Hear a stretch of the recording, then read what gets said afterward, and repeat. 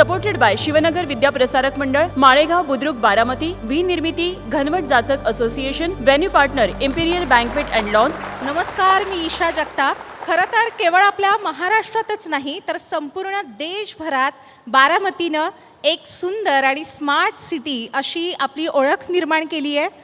इतर सर्व शहरांसाठी हे शहर म्हणजे विकासाचं एक स्वरूप आहे आणि हा विकास म्हणजे कोणा एका व्यक्तीमुळे झालेला नसून तो सर्व समावेशक आहे. कारण या बारामतीत अस्सल असे बहुआयामी व्यक्तिमत्व पाहायला मिळतात, जे एकजुटीने कार्य करतात. समाजकार्यातून या शहराचा विकास झाल्याचं पाहायला मिळतं. आणि माझ्यासमोर जे मान्यवर बसलेले आहेत, मी त्यांची ओळख आपल्याला करून देते. माझ्यासमोर आहेत स्वप्नील शिंदे, जे फोटोग्राफी व्यवसायात महाराष्ट्रभरात नाव घेतलं जातं त्यांचं. आणि सोबतच आहेत श्रीनिवास वायकर, जे पेशाने वकील आहेत. आपल्या दोघांचंही झी 24 तास आयोजित बारामती विकास परिषदेत मनापासून स्वागत आहे. स्वप्नील शिंदे यांचा पिढ्यानपिढ्या फोटोग्राफी व्यवसाय आहे आणि त्यांची ही तिसरी पिढी आहे जे फोटोग्राफी व्यवसायात सक्रियपणे कार्यरत आहेत. विशेष म्हणजे ते केवळ फोटोग्राफर नाहीत तर ते सामाजिक कार्यात देखील सक्रिय आहेत. एन्व्हायरमेंटल फोरम ऑफ इंडिया, त्याचबरोबर लायन्स क्लब या अंतर्गत त्यांनी सामाजिक कार्य केलेले आहेत. ते पत्रकार संघाचे सहसचिव आहेत आणि सोबतच विना वर्ल्ड मार्फत ते टूरसुद्धा आयोजित करतात. आणि ॲडव्होकेट श्रीनिवास वायकर जे आपल्याबरोबर उपस्थित आहेत, त्यांना निसर्गाविषयी प्रचंड जिव्हाळा प्रेम आहे आणि ते विविध अशा सामाजिक कार्यांमध्ये सुद्धा सहभागी असतात. आणि सोबतच त्यांची सायकल वारी प्रचंड चर्चेत असते. आज आपण त्यांच्याचकडून याबाबत सविस्तर माहिती जाणून घेणार आहोत. सुरुवातीला आपण स्वप्नील शिंदे यांना विचारणार आहोत. सर, मी जसं सांगितलं की आपला पिढ्यानपिढ्या हा व्यवसाय आहे फोटोग्राफीचा. आपण आज मोठमोठ्या स्तरावर राजकीय इव्हेंट्स कव्हर करता, कॉर्पोरेट इव्हेंट्स कव्हर करता. या कामाविषयी आपण काय सांगाल? नमस्ते. ॲक्च्युली माझा हा फोटोग्राफीमध्ये येण्यासाठी मी पूर्ण प्रिपेअर नव्हतं. पहिलं मला MBA करायचं होतं आणि काही कारणास्तव मला ते करता आलं नाही. मग फोटोग्राफी हा आजोबांनी व्यवसाय चालू केला होता. मग त्याच्यापुढं वडिलांनीच सुरू ठेवला आणि ती तिसरी पिढी वेळेस आमच्यावर जबाबदारी आली आणि ते आत्ता आम्ही पेलतो आहे. राजकीय तसं बघायला गेलं तर मोदी साहेब असतील, अमित शहा साहेब असतील, पवार साहेब असतील, असे राजकीय लोकांबरोबर भरपूर कामं केली. पॉलिटिशियन लोकांबरोबर इव्हेंट केलेत, कॉर्पोरेट इव्हेंट केलेले आहेत. त्यामुळं एक एक गोष्ट शिकायला मिळाली आणि ती वाखाणण्याजोगं काम करता पण आलं.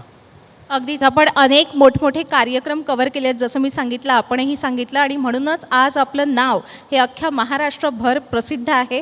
आता मी येते ॲडव्होकेट श्रीनिवास वायकर यांच्याकडे. सर, आपण वकील तर आहातच, सोबतच आपल्याला निसर्गाविषयी विशेष जिव्हाळा आहे, सोबतच आपण सामाजिक कार्यसुद्धा करता. काय सांगाल याबद्दल? प्रत्येक व्यक्तीला स्वतःचा व्यवसाय हा उदरनिर्वाहासाठी गरजेचा असतो, परंतु त्याची आवड तो व्यवसाय असेलच असं नाही, किंवा तो त्या व्यवसायाबरोबर स्वतःचं मन रमवण्यासाठी, स्वतःच्या आवडी जपण्यासाठी किंवा बहुधा सामाजिक देणं देण्यासाठी तो सामाजिक काम करू शकतो, निसर्गात फिरू शकतो, स्वतःची आवड जपू शकतो. याचबरोबर तो स्वतःचा व्यवसाय उत्तम करत असेल. परंतु सार्वजनिक आयुष्यामध्ये आपल्याला जर बाहेर समाजाचं देणं लागत असेल तर आपण काही गोष्टी स्वतःहून केल्या पाहिजेत. सामाजिक उपक्रमात सहभागी राहिलं पाहिजेत, काही सामाजिक कार्यक्रमांमध्ये हातभार लावला पाहिजे. आणि जेव्हा पण समाजामध्ये काही गरज निर्माण होईल त्यावेळेस आपण आपला वेळ, आपला मित्रपरिवार, वेळप्रसंगी आपण जेवढे खर्च करू शकतो तेवढे पैसे देऊन त्या उपक्रमांमध्ये सहभागी होऊन दुसऱ्यांना प्रेरणा दिली पाहिजे आणि आपल्याला जमेल तेवढंही काम केलं पाहिजे, असे मला वाटतं. अगदीच. खरं तर व्यवसायात असताना कला जपणं हे फार अवघड असतं आणि जे तुम्ही फार उत्कृष्टरित्या करताय त्याबद्दल खरोखर त्यांच्यासाठी टाळ्या झाल्याच पाहिजे. कारण शेवटी म्हणून ठेवलेलं आहे की व्यवसाय हा आपल्याला हे जगण्याचं साधन असतं आणि कला ही आपल्याला जगायला शिकवते आणि तेच तुम्ही अंगीकारलेलं आहे खरोखर. आता मी सर आपल्याकडे येते. सर, फोटोग्राफीमध्ये आपलं नाव आहेच, आपला व्यवसाय हा उत्कृष्टरित्या सुरू आहे. पण आज जर आपण पाहिलं तर आता असं इथे कोणीच नसेल की ज्यांच्या खिशात मोबाईल नाही आहे. चालता फिरता कॅमेरा, कोणाकडे ड्युअल कॅमेरासुद्धा असतो, कॅमेरा आपल्याकडे आहेतच. आणि त्यात आता AIमुळे अनेक जणांच्या नोकऱ्या जाण्याच्या मार्गावर आहेत. पण तरीही तुम्ही फोटोग्राफी क्षेत्रात आपलं नाव टिकवून ठेवलं आहे. हा दर्जा कसा टिकवता सर? मोबाईलचं क्षेत्र कितीही आलं तरी आत्तासुद्धा आपण ज्या इव्हेंटमध्ये बसलो आहे तरी कॅमेऱ्यामधूनच शूट केलं जातं आहे. मोबाईल हे एक माध्यम आहे की तुम्ही आता नवीन फोटो जे लोक आहेत मोबाईलमधनं चांगले उत्कृष्ट फोटो काढत आहेत, पण तुम्हाला वेडिंग फोटोग्राफीसाठी, कॉर्पोरेट इव्हेंटसाठी, ज्वेलरी शूट्स आहेत, मॅटर्निटी फोटोशूट्स आहेत, ह्यासाठी तुम्हाला फोटोग्राफरची गरज असणारच आहे. फक्त AI आलं आहे म्हणून फोटोग्राफी किंवा संपुष्टात येईल असं काही नाही. महत्त्वाचं म्हणजे तुम्ही ती योग्य वेळेत अपडेट होणं गरजेचं आहे. बऱ्याचशा वेळा असं होतं की लोक अपडेट होत नाहीत. अपडेट फोटोग्राफर आणि त्याच्या सगळ्या टीमनी, सिनेमॅटोग्राफरनी, व्हिडिओग्राफरनी अपडेट होणं गरजेचं आहे. आणि तुम्हाला तुमचं प्रोडक्ट किंवा तुमची जी आयडिया आहे हे लोकांपर्यंत नेता आलं पाहिजे, त्यांना ते प्रेझेंट करता आलं पाहिजे. अगदी बरोबर आहे. म्हणजे सरांनी असं सांगितलं की आपल्याकडे मोबाईल किंवा महागडा कॅमेरा असणं फक्त गरजेचं नाही, तर ते स्किल आपल्याकडे असायला हवं. आणि खरोखर हे उल्लेखनीय आहे की मी जसं सांगितलं आज त्यांची ही 3री पिढी कार्यरत आहे. त्यांच्या नावावर त्यांच्याकडे फक्त कस्टमर किंवा ग्राहक येऊ शकतात, पण ते असं सांगतायत की काळानुरूप आपल्याला ॲडव्हान्स व्हायला हवं, बदल करायला हवे. खरंच त्यांच्यासाठी टाळ्या होऊन जाऊ द्या. सर, मी आपल्याकडे येते. निसर्गाविषयी जिव्हाळा झाला, सामाजिक क्षेत्रात आपलं कार्य अमूल्य आहेच, सोबतच आपण आता बांधकाम क्षेत्राकडे सुद्धा वळलेला आहात, त्याबद्दल काय सांगाल? मी बेसिकली असं सांगू शकतो की वकिलीमध्ये 2 प्रकार असतात. एक लिटिगंट लॉयर जो कोर्ट घालून कोर्टामध्ये भांडतो, आणि दुसरा प्रकार असतो जो कोर्टाबाहेर बांधकाम व्यावसायिक, बँकर, बिल्डर्स यांना कन्सल्टन्सी करतो. DPC, ड्राफ्टिंग, प्लीडिंग, कन्व्हिन्सिंग यांच्या मॅटर्समध्ये रजिस्ट्रेशन ऑफ डॉक्युमेंट्स वगैरे सगळे कामं करतात. तर बहुधा मला असं वाटलं की पहिल्या क्षेत्रामध्ये खूप लोक असतील, तर आपण दुसऱ्या क्षेत्रामध्ये संधी आहे तिथे काम करूयात. सुदैवाने मी पूर्वी व्यापारी संघटनेत एक नोकरी करत होतो, त्याच्यामुळे व्यापारी बुद्धी थोडी आहे. त्याच्यामुळे असं वाटलं की एक केस खूप काळ कोर्टामध्ये चालेल आणि एवढे पैसे मिळतील, परंतु रजिस्ट्रेशन ऑफ डॉक्युमेंटमध्ये 1 दिवसात जर मला एवढे पैसे मिळणार असतील आणि लाँग टर्म तिथे जायचं नसेल तर मला या क्षेत्रात काम करायला संधी आहे. म्हणून सोबत व्यापाऱ्यांची कामं पतसंस्था आणि बँक यांची बिल्डर्स कन्सल्टन्सीबरोबर बँकिंग कन्सल्टन्सी केली. आणि मग मला असं वाटलं की त्याच्या अनुषंगाने येणारे कर्जदार किंवा त्यांचे सर्च रिपोर्ट, मॉर्गेज यांचे कागदपत्रांना आणि त्या बांधकाम व्यावसायिकांबरोबर सल्ला करताना असं वाटलं की याच्यामध्ये अजून खूप चांगली संधी आहे. आणि जर आपण या क्षेत्रात सल्ला देत असू तर आपल्याला त्यातून काही नाविन्य निर्माण करता येईल का, किंवा समाजाला आदर्श देता येईल असा एखादा लेआउट समाजामध्ये आजच्या तारखेला अपडेट अशी बिल्डिंग बांधता येईल का. किंबहुना ते रजिस्ट्रेशन करताना मी खूप खरेदीदार ग्राहकांना एक कॉमन प्रश्न विचारायचो की तुम्ही प्लॉट किंवा फ्लॅट घेतल्यानंतर तुम्ही त्या दिलेल्या पैशाच्या मोबदल्यात किती टक्के समाधानी आहात. तर मला समाधानी ग्राहकांचं प्रमाण थोडंसं कमी वाटलं, किंवा तो 100% कधीही नव्हता. तर मग तो जाण्यासाठी आपण सल्ला देण्याऐवजी त्यामध्ये काही काम करू शकतो का, म्हणून मग मी या क्षेत्रामध्ये येण्याचा कल निर्माण झाला आणि मी स्वतः आलो.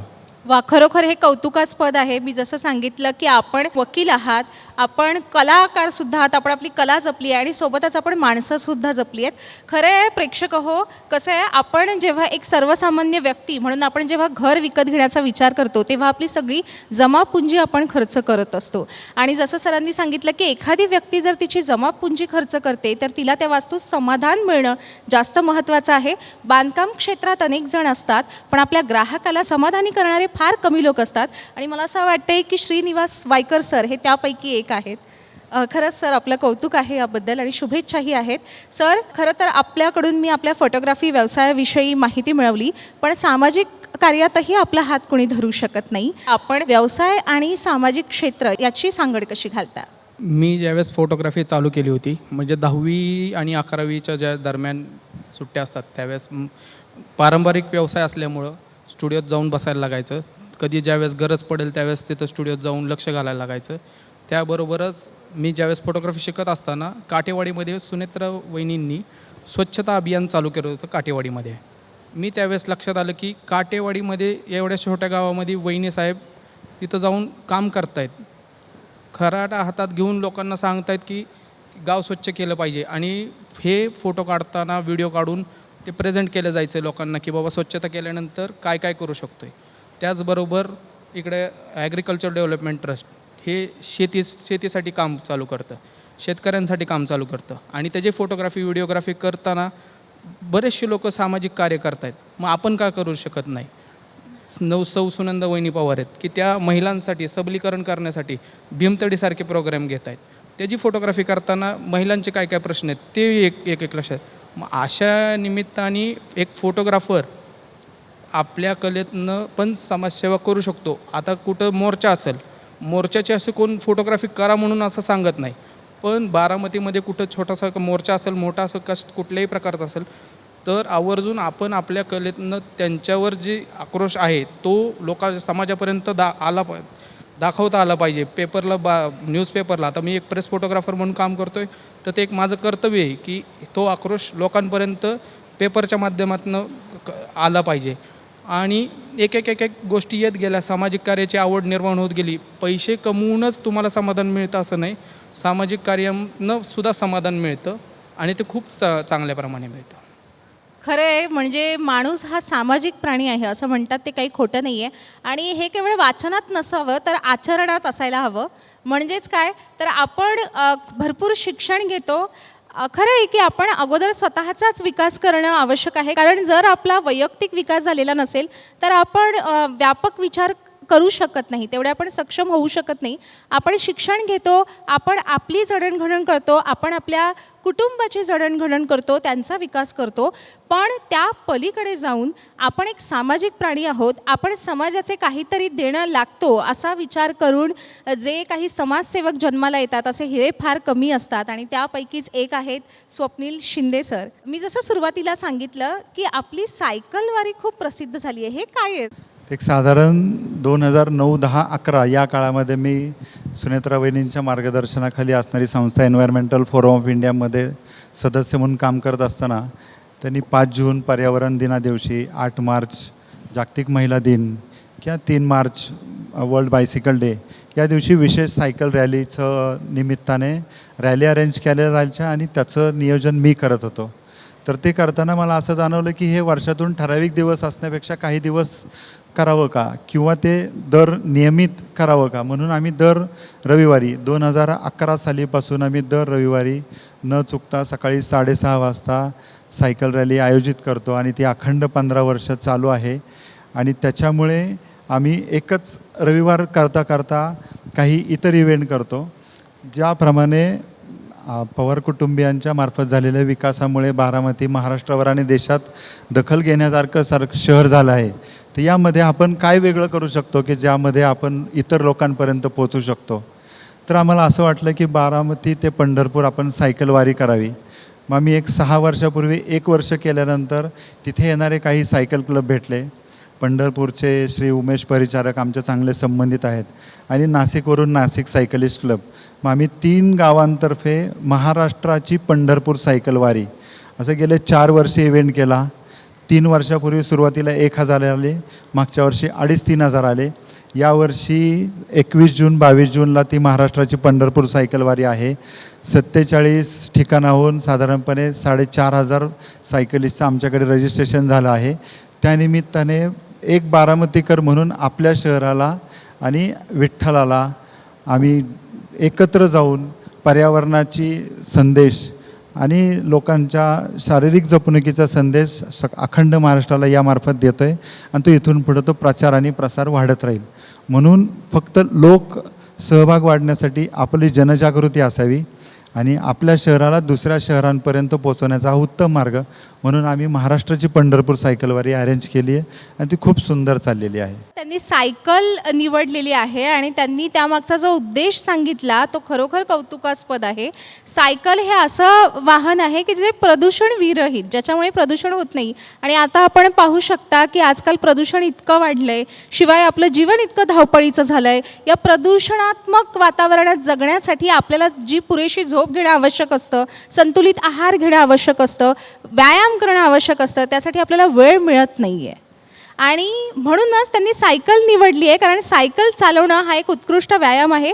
त्या अनुषंगाने ते लोकांना असा संदेश देतात की पर्यावरण वाचवा आणि आपलं आरोग्यही सुदृढ ठेवा.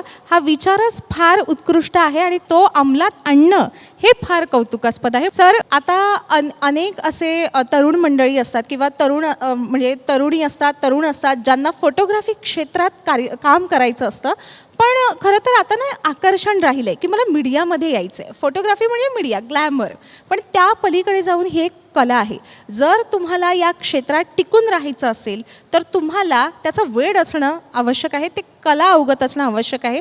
त्यामुळे सुरुवातीलाच आपण अशा सगळ्या ध्येयवेड्या फोटोग्राफर्स होऊ इच्छिणाऱ्या तरुणांना काय संदेश द्याल? महत्त्वाचं म्हणजे फोटोग्राफी शिकणं हे खूप म्हणजे एक प्रकारचं सोपी गोष्ट नाही आहे.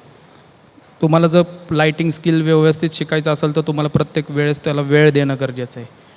एक फोटोग्राफर नवीन जनरेशन ह्या क्षेत्रात जर येणार असेल तर त्यांनी किमान 3 ते 4 वर्ष प्रामाणिकपणे याला वेळ देऊन शिकलं पाहिजे. एखाद्या चांगल्या फोटो स्टुडिओमध्ये किंवा एका कोर्स केला पाहिजे चांगला. आता डॉक्टर, इंजिनियर होण्यासाठी सुद्धा किमान 4 ते 5 वर्ष द्यावे लागतात. तसं एक उत्तम तुम्हाला फोटोग्राफर व्हायचं असेल किंवा त्याचा व्हिडिओग्राफर व्हायचा असेल तर तुम्हाला किमान 4 ते 5 वर्ष तुम्ही त्याला दिली पाहिजेत. आणि आता बऱ्याचशा वेळेस कसं होतं की 6 महिन्याचा 1 वर्षभराचा फोटोग्राफर काही मुलं नवीन यंग जनरेशन कोर्स करते आणि हाय एक्सपेन्सिव्ह कॅमेरा इक्विपमेंट घेतात. 1 वर्षभर 1.5 वर्षभर व्यवस्थित चालतं आणि नंतर मग ते परत हप्ते भरणं हे कठीण जातं. त्यांना पुढं जाऊन खूप त्रास होतो. मग त्यांनी एक बेसिक कॅमेरा घेऊन लाईटिंग स्किल व्यवस्थित करून एक सुंदर आउटपुट काढता येतं आणि तुम्ही मार्केटमध्ये तुमचं चांगलं नाव कमवू शकताय. आत्ताच्या पिढीला काय इन्स्टंट पाहिजे. इन्स्टंटमध्ये काय होतं, पुढं जाऊन अडचणी निर्माण होतात. मग त्यात तुम्ही प्रॉपर शिकला सॉफ्टवेअर. आणि नुसतं फोटोग्राफी हे एक माध्यम फक्त फोटोग्राफर आहे, वेडिंग फोटोग्राफर आहे, ज्वेलरी आहे, प्रोडक्ट फोटोग्राफी आहे. आता वायकर सरांचंच प्लॉटिंगचं क्षेत्र जरी असलं त्याला ड्रोनच्या साहाय्याने प्लॉटिंगचे शूट करून त्यांना प्रेझेंटेशनला बाहेरच्या, आता बारामतीत प्लॉटिंग चालू आहे सपोज, तर पुण्या मुंबईतल्या लोकांना जर दाखवायचं असेल तर प्रेझेंटेशन करायचं असेल तर त्या ड्रोनच्या साहाय्याने व्हिडिओ एडिट करून त्यांना दाखवणं, प्रेझेंट करणं सोपं जातं. पुढच्या याच्यात सांगतील वायकर सर. पण महत्त्वाचं म्हणजे जर तुम्ही लोक गोंधळ होतात की फास्टमध्ये पाहिजे, मग तुम्ही रील्स करू शकताय. अशा असंख्य गोष्टीत महत्त्वाचं म्हणजे 100 चांगले व्हिडिओग्राफर, फोटोग्राफर तयार होत असतील तर एक उत्तम व्हिडिओ एडिटर होत नाही आहेत तेवढ्या प्रमाणात. तर तुम्ही व्हिडिओ एडिटिंगमध्ये सुद्धा चांगलं करिअर करू शकता. आता एका चांगल्या व्हिडिओ एडिटरला किमान 25 ते 30 हजारापासून ते 3-4 लाख रुपये पगारापर्यंतसुद्धा सॅलरी आहे. म्हणून तुम्हाला एक चांगली संधी आहे की तुम्ही त्याच्यातले वेगवेगळे प्रकार निवडू शकता आणि त्याच्यात तुम्ही करिअर करू शकताय. अगदीच अतिशय महत्त्वाचा असा सल्ला सरांनी दिलेला आहे. त्यांनी सांगितलं की दृश्य काय कोणीही टिपू शकतं, पण त्यासाठी दृष्टी असणं फार आवश्यक आहे.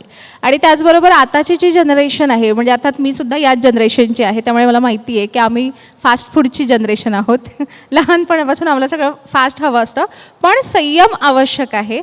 जर आपण संयम राखला, फोटोग्राफी क्षेत्रात सुद्धा, खरं तर हे सर्व क्षेत्रांना लागू होतं, जर आपण संयम राखला, संयमानं कामं केली तर पुढे आपल्याला या मेहनतीची गोड फळं चाखायला मिळू शकतात.